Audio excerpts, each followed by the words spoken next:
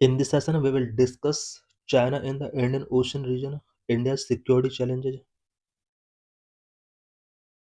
how is China expanding strategic presence in Indian Ocean region. China Indian ocean region में किस तरह से अपने स्ट्रेटेजिक प्रेजेंस को एक्सपेंड कर रहा है. Number of dual use infrastructure, number of military expansion and naval deployment, number 3 depth trap diplomacy, number 4 diplomatic and security partnership. इन सभी हेडिंग्स के थ्रू इस टॉपिक को हम समझने की कोशिश करेंगे. Number 1 dual use infrastructure. China is investing in dual-use infrastructure like port, airport, and logistic hubs across Indian Ocean region littoral states, forming a naval support network.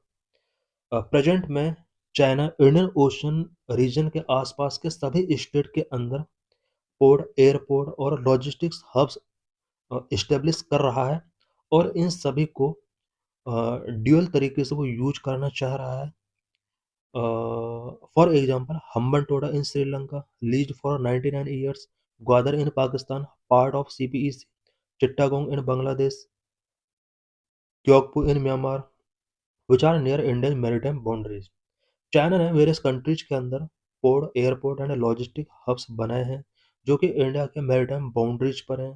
सच है, श्रीलंका में हम्बनटोटा पोर्ट इसने बनाया है जिसको 99 ईयर के लिए लीज पर टेकिंग किया हुआ है. पाकिस्तान में ग्वादर पोर्ट इसने बनाया हुआ जो कि सीपीईसी का एक इम्पोर्टेंट पार्ट है.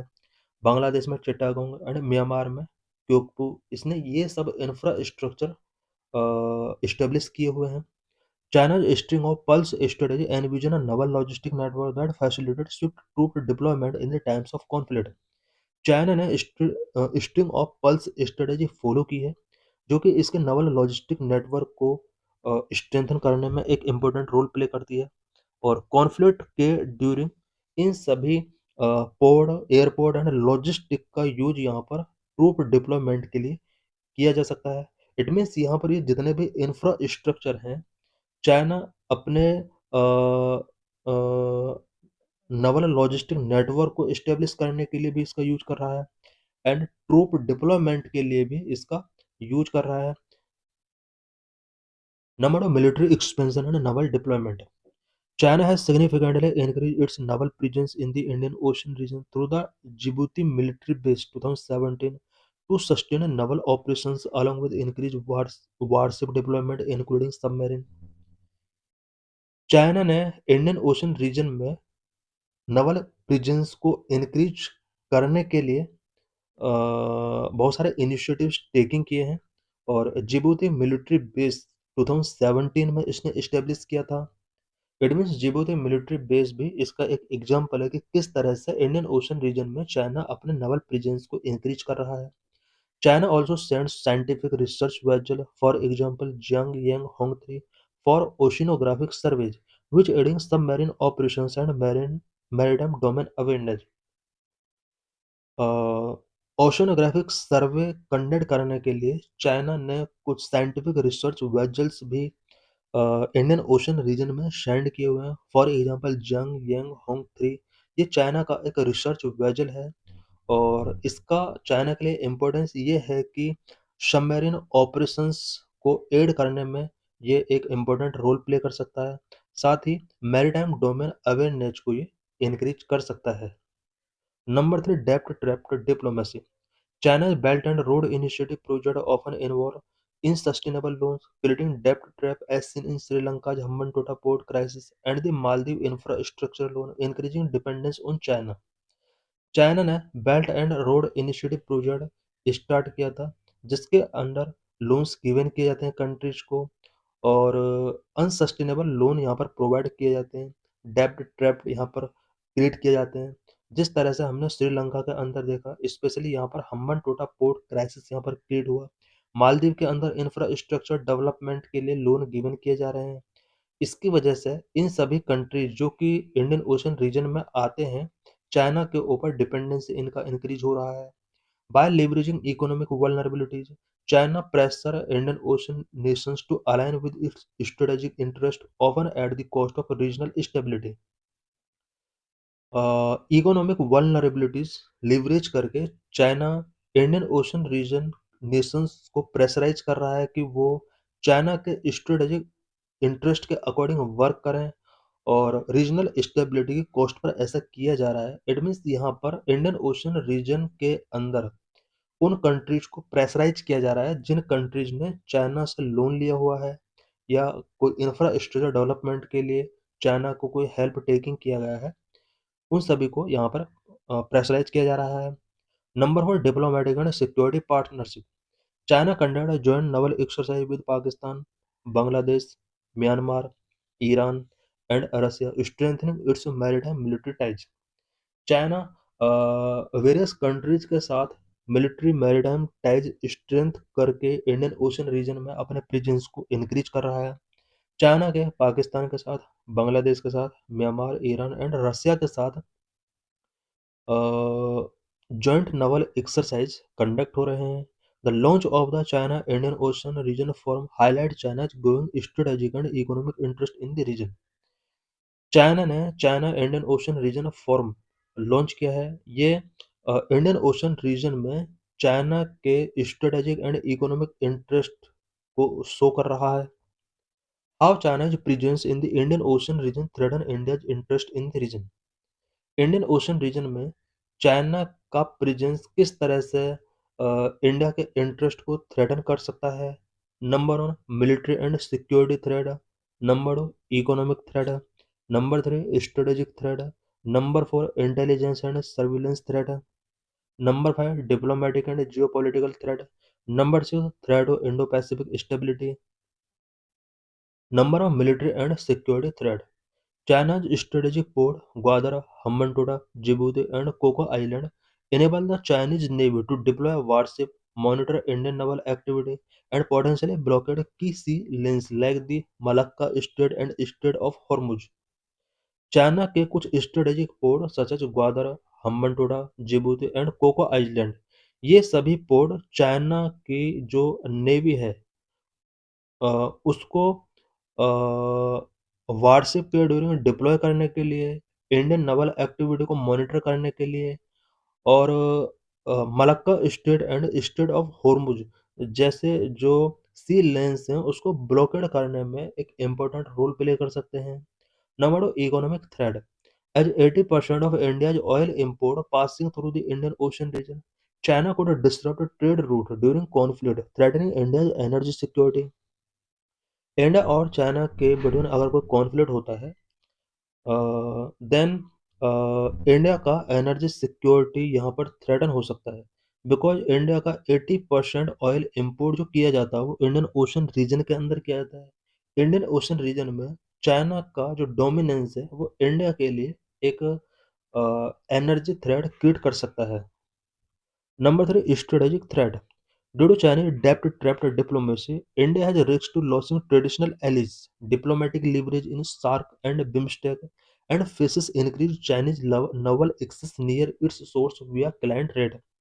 चाइना की डेप्ट ट्रैप डिप्लोमेसी की वजह से इंडिया के जो ट्रेडिशनल एलिज थे स्पेशली इंडियन ओशन रीजन के इन एलिज के बिफोर भी कुछ थ्रेट यहाँ पर क्रिएट हो सकते हैं, स्पेशली हमारे लिए भी एक थ्रेट हो सकता है।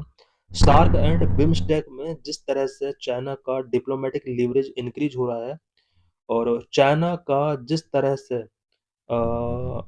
Naval access Indian ocean region में इंक्रीज हो रहा है, ये सब इंडिया के लिए एक थ्रेट क्रिएट कर सकते हैं।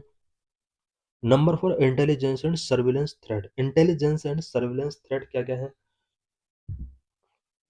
Chinese spy ship like Xiang Yang Hong 3 and electronic surveillance bases in Gwadar enhance China's monitoring of Indian naval activity.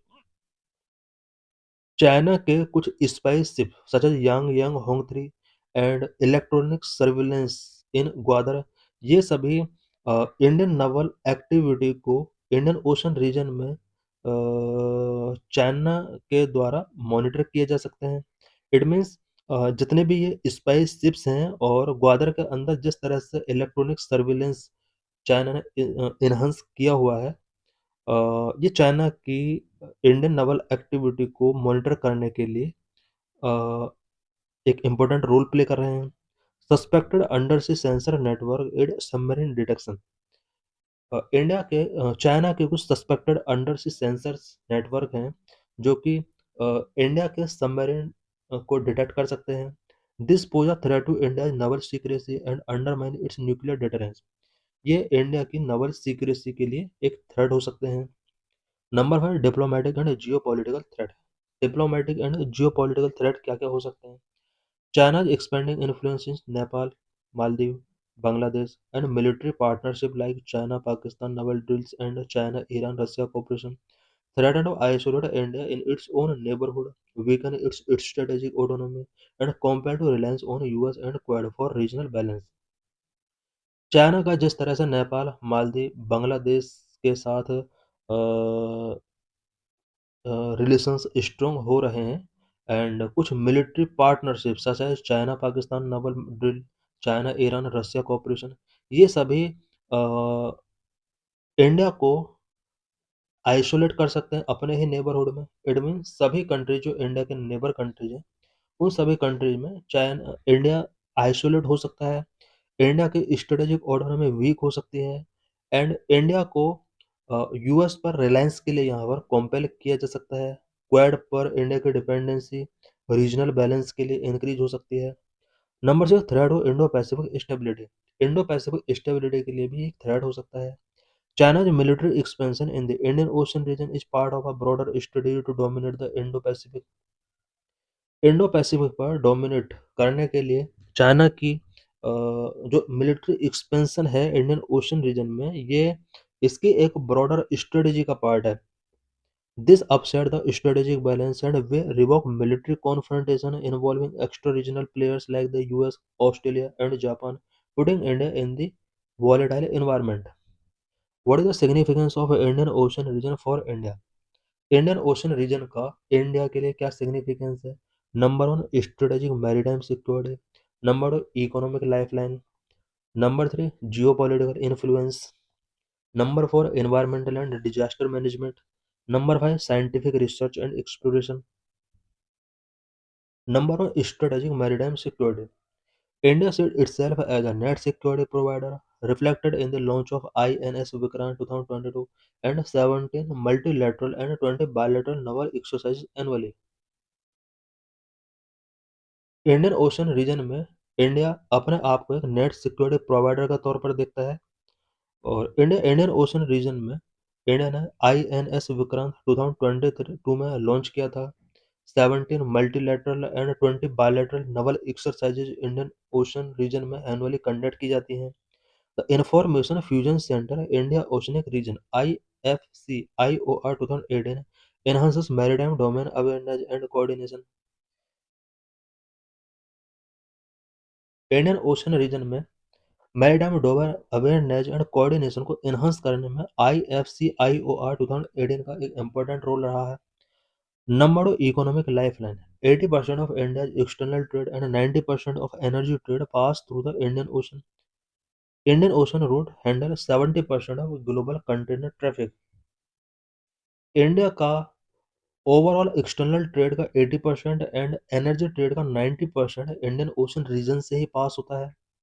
Global container traffic का 70% इंडियन ओशन रूट ही हैंडल करता है। Port like Vizhinjam Kerala aim to boost transshipment share the blue economy is expected to contribute 4% to GDP. Kerala का Vizhinjam port transshipment को boost करता है और Indian ocean India की ब्लू इकोनॉमी में भी अपना एक इम्पोर्टेंट रोल प्ले करता है। जीडीपी का 4% रोल ब्लू इकोनॉमी का इंडियन ओशन की वजह से ही है। Number 3, geopolitical influence. Indian ocean is central to countering China's string of pearls strategy. India can defend ties with Seychelles, Mauritius and Maldives. China के स्ट्रिंग ऑफ पल्स स्ट्रेटेजी को counter करने के लिए इंडियन ओशन रीजन इंडिया के लिए एक important place है और इंडियन ओशन के थ्रू ही India Seychelles, Mauritius and Maldives के साथ अपने टाइज को डीपन कर सकता है। Through initiative like neighbourhood first, act east and active participant in Indian ocean rim association, India is enhancing maritime connectivity and regional influence. India neighbourhood first, act east and Indian ocean rim association में active participant के तौर पर work कर रहा है। इसके through India maritime connectivity and regional influence को enhance कर सकता है। Number 4, environmental and disaster management. India's 11,098 kilometer coastline face threat from sea level rise and extreme weather. Indian ocean region के बिफोर इंडिया के कुछ चैलेंजेस भी हैं, because India का about 11,098 kilometre coast line Indian ocean region के साथ connect है। और इंडियन ओशन रीजन का सी लेवल यहाँ पर राइज हो रहा है, एक्सट्रीम वेदर यहाँ पर शो हो रहे हैं। यही वजह है कि कुछ एनवायरमेंटल एंड डिजास्टर मैनेजमेंट से रिलेटेड चैलेंज है। Number 5, scientific research and exploration. The Indian Ocean support India's technological advancement through initiatives like the Deep Ocean Mission, featuring Matsya 6000, a manned submersible for deep sea exploration. India के कुछ initiative such है deep ocean mission. इस mission के लिए Indian Ocean एक important support provide करता है। India mineral resource exploration in the central Indian basin position it as a pioneer in the deep mining sea. India का mineral resource exploration में central Indian Ocean basin एक important role play कर रहा है, जिसके through deep sea mining को यहाँ पर बूस्ट किया जा रहा है। How India can strengthen its presence in the Indian ocean region and counter China's expansion. Indian ocean region में इंडिया अपने प्रेजेंस को किस तरह से स्ट्रेंथ कर सकता है और चाइना के एक्सपेंशन को किस तरह से काउंटर कर सकता है। Number, military and security measures. Number 2, economic and infrastructure counter measures. Number 3, diplomatic and strategic alliance. Number 4, technological enhancement. Number 5, soft power and cultural diplomacy. Number of military and security measures. India को कुछ military and security measures taking करने होंगे। India should enhance its naval capabilities by expanding its submarine fleet, advancing the aircraft carrier program, strengthening anti-submarine warfare system, and deploying undersea surveillance network. India को Indian ocean region में अगर अपने presence को strengthen करना है, China के expansion को counter करना है, इंडिया को इंडियन ओशन रीजन में अपने नवल कैपेबिलिटीज को सबमरीन फ्लीट के थ्रू एक्सपेंड करना होगा, अपने एयरक्राफ्ट कैरियर प्रोग्राम को एडवांस करना होगा, एंटी सबमरीन वारफेयर सिस्टम को स्ट्रेंथन करना होगा and under sea surveillance network को डिप्लॉय करना होगा। The Andaman and Nicobar command must be upgraded with naval air bases, missile system, electronic warfare assets, and regular exercises with Quad and ASEAN। Andaman and Nicobar command को हमें upgrade करना होगा, specially इसके अंदर हमें नवल एयर बेसिस बनाने होंगे, मिसाइल सिस्टम यहाँ पर इस्टेब्लिश करना होगा, इलेक्ट्रॉनिक वारफेयर एसेट्स हमें यहाँ पर इस्टेब्लिश करने होंगे, क्वाड एंड आसियान कंट्रीज के साथ हमें रेगुलर एक्सरसाइज यहाँ पर कंडक्ट करने होंगे। Number economic and infrastructure counter measures, कुछ economic and infrastructure counter measures भी हमें टेकिंग करने होंगे। India should promote its Mahasagar. Mahasagar means maritime heads for active security and growth for all in a region policy by positioning the India Middle East Europe economic corridor as a BRI alternative and need to investing in a regional port like Chabahar in Iran, Sabang in Indonesia and Qam in Oman। India को अपने Mahasagar policy को promote करना होगा। Mahasagar means maritime head for active security and growth for all in region. इसके लिए हमें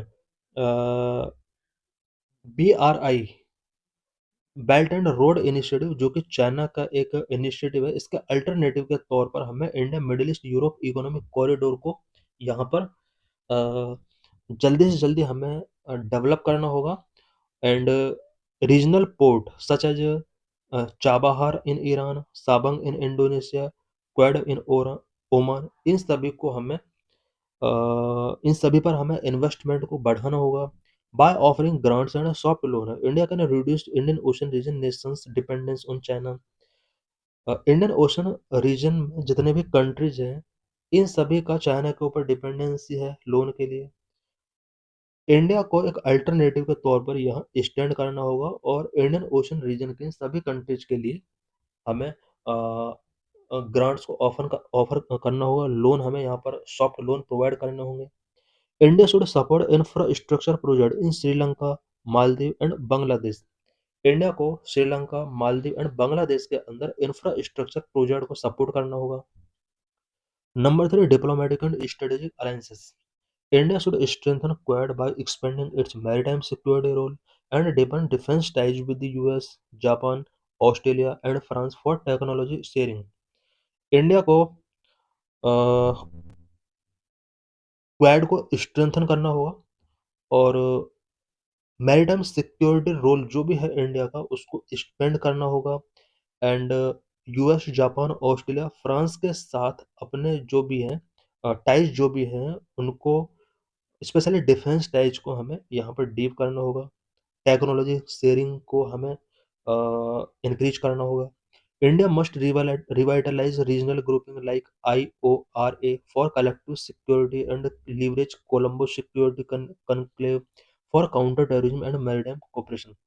counter terrorism and maritime security के लिए इंडिया को कुछ regional grouping like IORA, Indian ocean region association को रिवाइटलाइज करना होगा और कलेक्टिव सिक्योरिटी पर हमें फोकस करना होगा।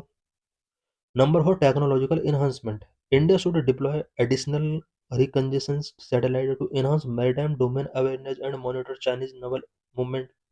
मैरीटाइम डोमेन अवेयरनेस को एनहांस करने के लिए, चाइनीज नवल मूवमेंट को मॉनिटर करने के लिए इंडिया को कुछ एडिशनल सैटेलाइट डिप्लॉय करनी होंगी। It must also deploy AI-driven maritime tracking system and strengthen cyber security to counter Chinese cyber espionage targeting port and naval bases। India को AI driven maritime tracking system deploy करने होंगे। साथ ही Chinese cyber एस्पायनेज को counter करने के लिए cyber security को भी हमें स्ट्रेंथन करना होगा। Number 5, soft power and cultural diplomacy. India को soft power and cultural diplomacy पर फोकस करना होगा। India should strengthen historical and cultural ties in Indian Ocean region by reviving ancient maritime routes, promoting Buddhism, expanding education and skill development।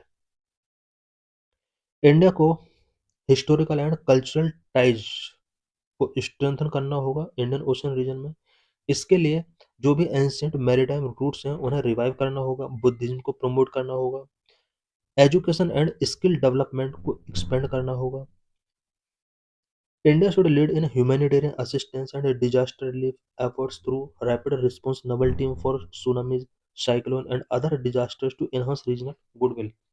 Indian ocean region में जो भी disaster आते हैं और countries को बहुत ज़्यादा लॉस होता है, देन इंडिया को humanitarian assistance and disaster relief पर फोकस करना होगा और इंडियन ओशन रीजन के सभी कंट्रीज के लिए यहाँ पर tsunami, cyclone and other disasters के केस में अपनी नवल टीम्स को यहाँ पर सेंड करना होगा, इकोनॉमिक असिस्टेंस इन्हें गिवन करना होगा। What is China string of pearls strategy? The sting of pulse is a geopolitical theory in which China increases efforts to develop and expand its port and naval bases throughout the Indian Ocean region, from the Strait of Malacca to the Horn of Africa। Sting of pulse China का एक geopolitical theory है जिसमें China